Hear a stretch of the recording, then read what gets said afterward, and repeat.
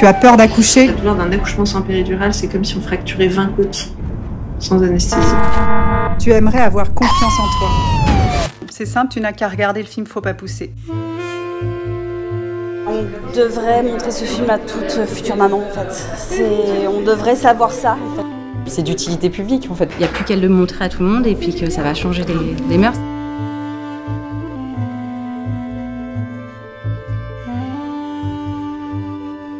Un grand merci parce que grâce à toi et à ton travail, Ça y est, on ne peut plus rien. j'ai réussi à accoucher de cette petite merveille à la maison. Bravo. Ça m'a juste donné envie d'accoucher encore une fois. Le but, c'était quoi pour vous dans ce documentaire? Est-ce que c'était d'interroger sur les pratiques d'accouchement? Questionner les protocoles, oui, on est arrivé à un point de médicalisation assez extrême et il est entendu que c'est ce qu'il faut faire pour éviter aux femmes une mort certaine en couche.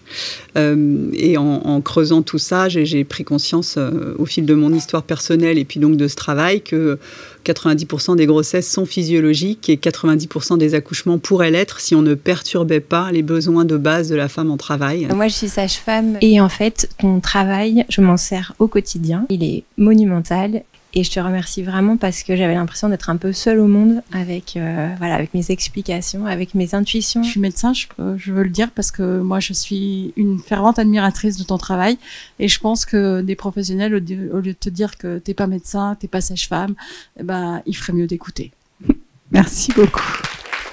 Il faut arrêter avec les risques. Et ça, le film, il est précis, c'est des études, il y a un travail derrière, il y a des chiffres, il faut les écouter et pas les noyer derrière de fausses peurs. Mais qu'on comprenne bien, Nina, c'est pas un film contre l'accouchement à l'hôpital. Non, pas du tout. Non. Oui. Non. L'idée, c'est de pouvoir accoucher le plus physiologiquement possible quand les conditions le permettent, en étant à la maternité. Et les équipes soignantes sont quand même prises dans un protocole, dans un rythme, dans une cadence de travail, parce qu'elles ne sont pas assez nombreuses, les sages-femmes notamment, clairement, que c'est très difficile d'échapper à ce protocole, aux injections de syntocinon pour accélérer.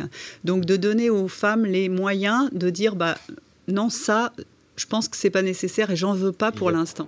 Si on décide qu'on peut effectivement confier à une sage-femme 3 femmes en travail d'affilée, on n'a pas d'autre choix que d'imposer la péridurale, en clair, d'imposer les déclenchements parce qu'il faut cadencer les naissances. Aujourd'hui, malheureusement, la plupart des jeunes femmes des primipares, elles sont pleines de croyances, pleines de peurs qui ne sont même pas les leurs. J'ai adoré mon accouchement en fait et quand j'ai dit cette phrase à mon mari l'autre fois, il m'a dit « Waouh, c'est beau ce que tu dis ». Moi, j'aime accoucher. Moi, j'ai eu 3 accouchements et j'ai toujours adoré. J'hésite à en faire un 4e juste pour le plaisir d'accoucher parce que j'adore cette puissance. Moi, mon travail depuis toutes ces années, c'est de permettre aux femmes de retrouver cette confiance en leur corps et en leur bébé et de ne pas passer à côté de quelque chose. Parce qu'en fait, souvent, si on rentre dans le protocole sans se questionner, l'accouchement, c'est présenté comme juste un mauvais moment à passer. En fait, moins on le sent et mieux c'est.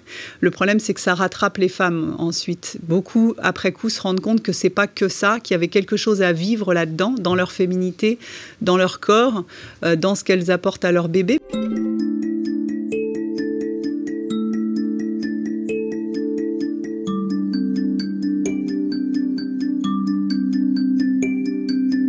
Pendant l'accouchement, il y a 2 acteurs obligatoires, la mère et le bébé.